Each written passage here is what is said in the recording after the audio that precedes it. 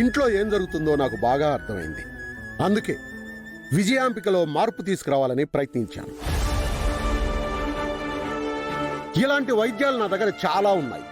ఖచ్చితంగా విజయాంబికలో మార్పు తీసుకొస్తాను. రాఘవ ఎక్కడున్నాడో కూడా అత్తయ్య దీపక్లకే తెలిసే ఛాన్స్ ఉంది మావయ్య.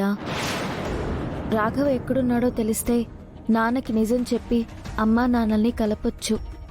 రాఘవతో కాదు, విజయాంబిక చేతే బావగారికి నిజం చెప్పిస్తాను.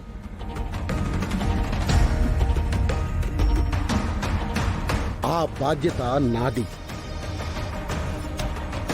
కాకపోతే విరూపాక్షి మీద బావగారు చాలా కోపంగా ఉంటారు. ఆయన కోపాన్ని తగ్గించే బాధ్యత మీరు తీసుకోవాలి. ఎందుకంటే విరూపాక్షి గురించి బావగారితో నేను ఎప్పుడూ మాట్లాడింది లేదు. ఇప్పుడు గనక మాట్లాడితే ఆయనకి అనుమానం రావచ్చు. అది కూడా కరెక్టే అమ్మాయి గారు. మేం పెద్దయ్య గారి మనసు మార్చే ప్రయత్నం చేస్తాం. నువ్వు మార్చగలవా? నీ మీద ఆ నమ్మకం నాకుంది. కాకపోతే పింకీ కూడా ఏదో సమస్యలో ఉన్నట్టుగా అనిపిస్తుంది. అవును మావయ్య, తన సంగతి కూడా మేము చూసుకుంటాం.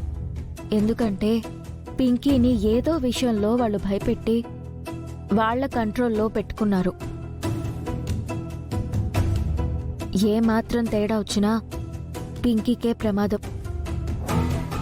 సరే అమ్మా, పింకీ సంగతి మీరు చూసుకోండి. విజయాంబిక దీపకల సంగతి నేను చూసుకుంటాను. ఈ విషయంలో మీకు ఏ కష్టం వచ్చినా ఈ మామయ్య ఉన్నాడనే విషయం మీరిద్దరూ మర్చిపోకండి, సరేనా? అలాగే మావయ్య. మావయ్య చెప్పారు అంటే ఖచ్చితంగా చేస్తారు. అత్తయ్య గురించి టెన్షన్ పడాల్సిన అవసరం లేదు. మనం ఇప్పుడు ఆలోచించాల్సింది పింకీ గోపీల గురించి. అదే ఆలోచిస్తున్నాను అమ్మాయి గారు. గోపి పింకీల విషయం పెద్దయ్య గారికి తెలిస్తే నిజంగానే చంపేస్తారు. మనకు తెలిసి ఇంట్లో చెప్పకుండా దాచామని తెలిస్తే మనల్ని క్షమించరు. మరేం చేద్దాం రాజు? గోపి డిప్రెషన్లో ఉన్నాడు కాబట్టి ఒకసారి వాడి గురించి అమ్మా నాన్నలకు చెప్తే బాగుంటుంది అనిపిస్తుంది అమ్మాయి గారు. పింకీ ప్రాబ్లం సాల్వ్ అయ్యేంత వరకైనా వాడు డిప్రెషన్ ఎదుర్కోవాలి కదా. మనం వాడిని ఇక్కడే ఉంచుకోలేం కాబట్టి అమ్మా నాన్నల దగ్గర ఉంచుదాం. నువ్వు చెప్పింది కరెక్టే రాజు. రేపే వెళ్ళి అత్తయ్య మావయ్యలతో మాట్లాడదాం. కానీ అమ్మ వాళ్ళు నన్ను చూస్తేనే ముఖం మీదే డోర్ వేస్తారేమో అనిపిస్తుంది అమ్మాయి గారు. డోరు వేసినా మనం వెనకడుగు వెయ్యకూడదు. లోపలికి వెళ్ళాలి. గోపి గురించి మాట్లాడాలి. బిడ్డని ఈ ఇంటి బిడ్డ ప్రేమించి పెళ్లి చేసుకోవటం వల్లే ఆ ఇంటి పరువు పోనాది. ఈ ఇంటి బతుకులు బరువైపోనాయి, మాటలు కూడా కరువైపోనాయిరా.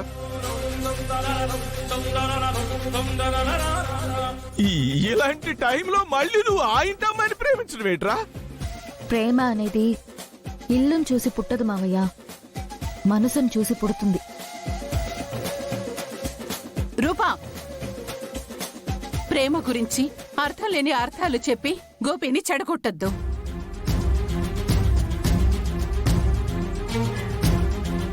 రెండు మనసులు ఇష్టపడుతున్న పాపానికి రెండు కుటుంబాలు బాధపడ్డాయి. ప్రేమంటే కేవలం రెండు మనసులు కలవటం కాదు, రెండు కుటుంబాల్లోని ఒక్క మనసు కూడా బాధపడకుండా ఉండటం.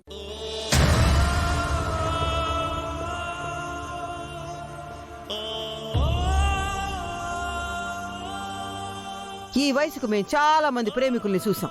మేము చూసిన వాళ్ళలో కుటుంబాల్ని బాధ పెట్టకుండా బాగుపడిన ప్రేమికులు లేరు, ప్రేమికుల్ని బాధ పెట్టకుండా బాగుపడిన కుటుంబాలు లేవు.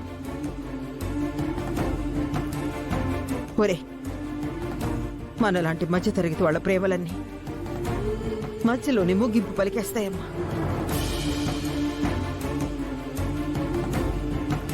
రే గోపి, ఆ అమ్మాయికి పెళ్లి అయిపోనది.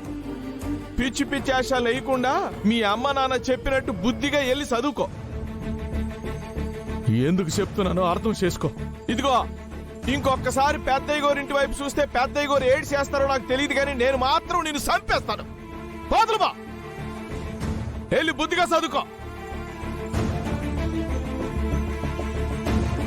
మావయ్య, పింకీ కూడా గోపిని ప్రేమిస్తోంది.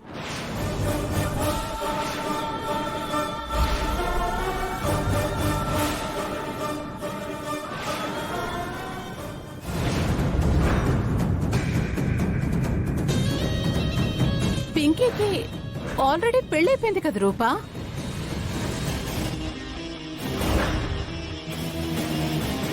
చూడండి, మీకు వీలైతే అడిగి బుద్ధిగా 2 మంచి మాటలు చెప్పి ఆడు బతకటానికి ఏర్పాటు చేయండి, లేకపోతే వదిలేయండి.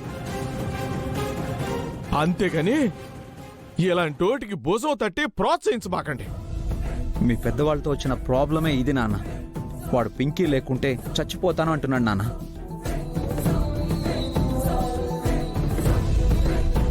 మీరు అర్థం చేసుకోకుండా వాడికి బుద్ధి మాటలు చెప్తున్నారు. బుద్ధి మాటలు వినే వయసు దాటిపోయాడు నాన్న వాడు.